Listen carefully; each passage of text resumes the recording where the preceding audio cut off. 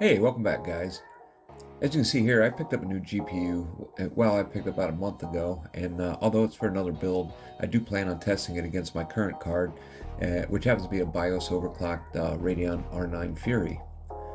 The GPU I picked up is obviously the Radeon 6500 XT, for which I have my reasons I'll go over later on.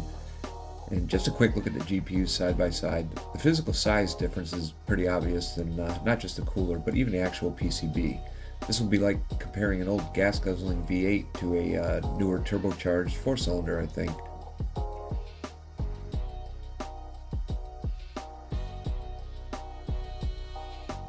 And a view of the GPU installed, it still looks pretty compact, even on a mini ITX board. Alright, so my current GPU is a Sapphire Nitro R9 Fury. It's a Fiji chip from 2015, believe it or not, and it's on the GCN 3.0 architecture. This card does have 4 gigabytes of VRAM, albeit HBM, and it requires two 8-pin power connections with a TDP of 275 watts and a recommended power supply of at least 600 watts. For reference, this GPU originally had a clock speed of 1050 and a memory speed of 500, but it's been overclocked via the BIOS to 1130 and 530 respectively. It should also be noted that the driver support has ended for this GPU, which unfortunately is beginning to show. In contrast, the 6500 XT was just released like a month ago. It's a Navi 2 GPU with RDNA 2 architecture, and it was built on the 6nm process. This GPU, surprisingly, also only has 4 gigabytes of VRAM, and it's the GDDR6 variety. It's designed for PCI Express 4.0, and it requires only a single 6-pin power connector, and it has a claimed TDP of only 130 watts with a recommended PSU of 300 watts, so it seems far more efficient.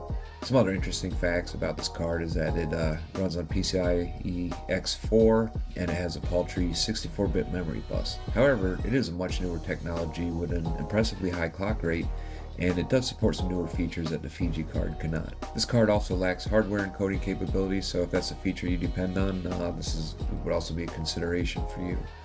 All testing is being done on my own PC. The specs I have shown here, with footage captured from a second machine so as not to affect the results. And all benchmarks are done at 1080p, since that's what the 6500 XT is marketed for, and settings are set pretty high in each case to really see what the GPUs are capable of. And first up we have GTA 5, and the 6500 XT managed an average FPS of 105 with 1% lows of 87, so it's quite consistent performance. On the other hand, the R9 Fury uses raw power to run an average FPS of 165, and I thought it was going to be a sure win with a 1% low of 150, but each time I tested it here, it consistently falls apart at some point, as you can see here, and the end result is always a 1% low of 3 to 4 FPS, bringing a noticeable, occasional, but frequent hard stutter. And next up we have Crysis Remastered, and at 1080p with the high preset, I have ray tracing set to performance and SMAA enabled. The 6500 XT was extremely smooth with an average FPS of 46 and a 1% low of 41. The Fury, however, could not maintain a smooth frame rate with an average of 49 but lows of 11. So the contender, the 6500 XT, is now 2 for 2 regarding better overall performance.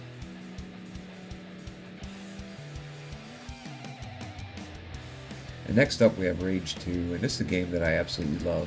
And at 1080p with high settings and FXAA enabled, the 6500 XT was getting an average FPS of 85 with 1% lows of 66, so very consistent and smooth. My poor R9 Fury, however, used to play this game at 1440p with FPS around 100, and now it's stuck in the teens at 1080p, or even any resolution or graphic settings, rendering it completely unplayable.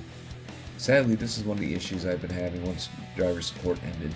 The GPU is still more than capable, but without updated drivers, there are times when it just falls apart.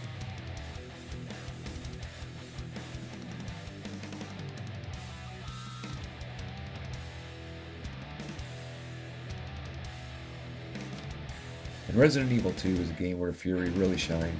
At 1080p with high settings and FXAA enabled, the 6500 XT had an average FPS of 110, but with stuttering frequent enough to bring the 1% lows down to 11. The R9 Fury, however, had an average FPS of 126 with 1% lows of 88, so it was a much smoother experience there.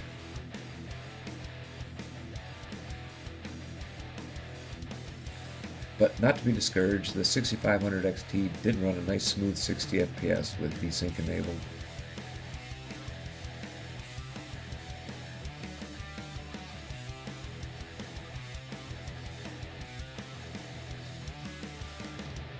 In GTFO, at 1080p with a mix of high and medium settings, saw the 6500 XT with a smooth average of 83 and 1% lows of 69. The R9 Fury actually fell pretty far behind with its average FPS of 69 and 1% lows of 53. Both were equally playable for sure.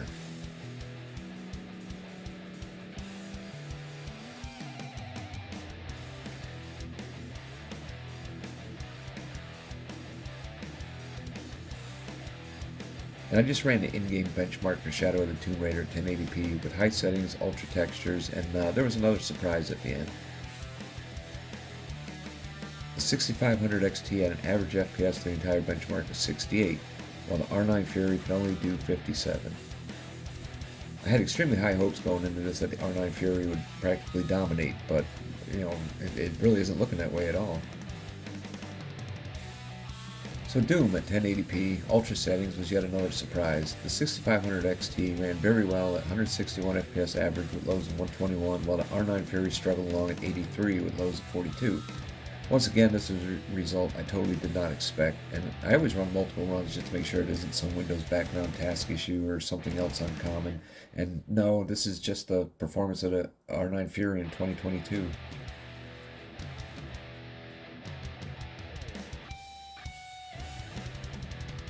And in Generation 0, both cards seem to perform very similar. At 1080p with a mix of high and ultra settings, the 6500 XT had an average and lows of 60 and 39, and the R9 Fury was 62 and 36. We also need to keep in mind that Fury is pretty well overclocked too.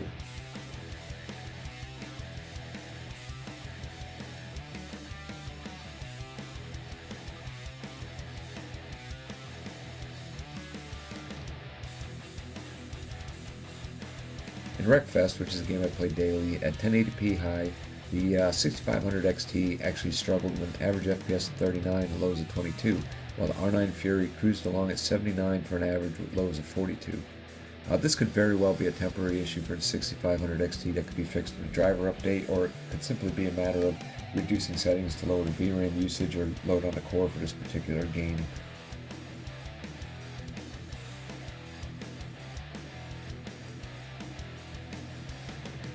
And now we have Serious Sam 4, and I did test this game out using the Vulkan API, which is really a mess in this game, and I probably shouldn't have. But I should have tried DX11 or 12, but I was hoping it would give the newer card a chance to shine. However, they both performed horribly, and I should have rerun these in DX11, but I didn't. So it is what it is. They were equally bad results, and you can see them on the screen there.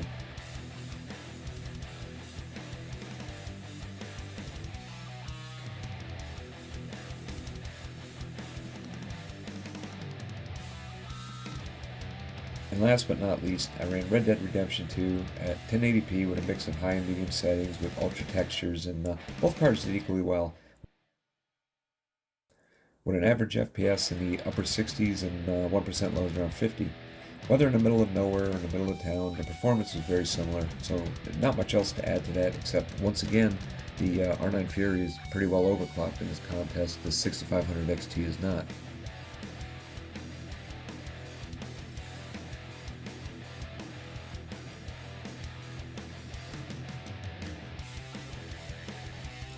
And of course I had to try some synthetic benchmarks as well, such as Firestrike and Time Spy, and see what kind of overclock I could get on the little Navi 2 contender. And in the stock configuration, it got a Firestrike score of 13,494 with a graphics score of 15,153. In Time Spy stock, it got a score of 5361 with a graphics score there of 4932. Once overclocked, the Firestrike score went up to 13,989 with a graphics score of 15,786.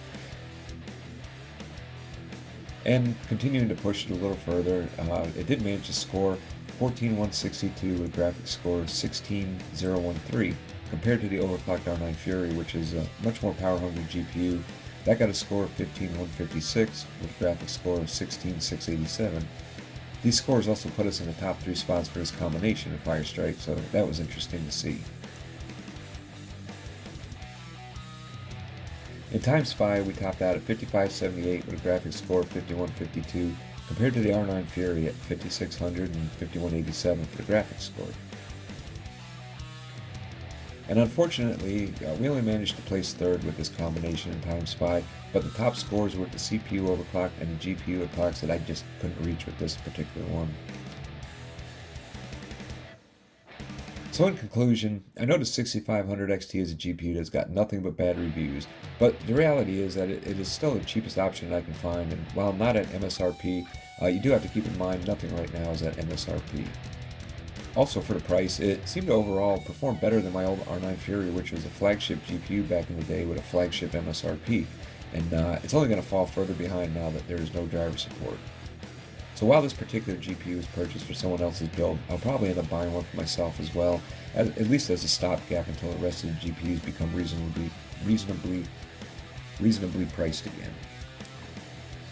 I realize that if you're on an older system with a PCI Express 3.0 bus, there's still going to be a noticeable difference in performance, but I'm one of the supposedly non-existent people that has a PCI Express 4.0 motherboard and running an older GPU that will be able to experience the full potential of the 6500 XT. It is an entry-level GPU, but it is in many ways superior to my old flagship card, and that's something that I do need to consider. I usually play at 1440p, and the R9 Fury did well there for a very long time, and still does in many games, so I'm going to have to test out the games I play on the 6500 XT at that resolution to help make the decision. But AMD does make it a little easier when I can't run some games without issues that used to run fine due to the end-of-life status of the hardware and driver support. In this current market, I wouldn't hesitate to suggest it to anyone with a new system looking for a 1080p GPU, even with its limitations, as long as the price doesn't get too inflated. Anyways, that's my take on it. But you guys take care. I'll see you on the next one.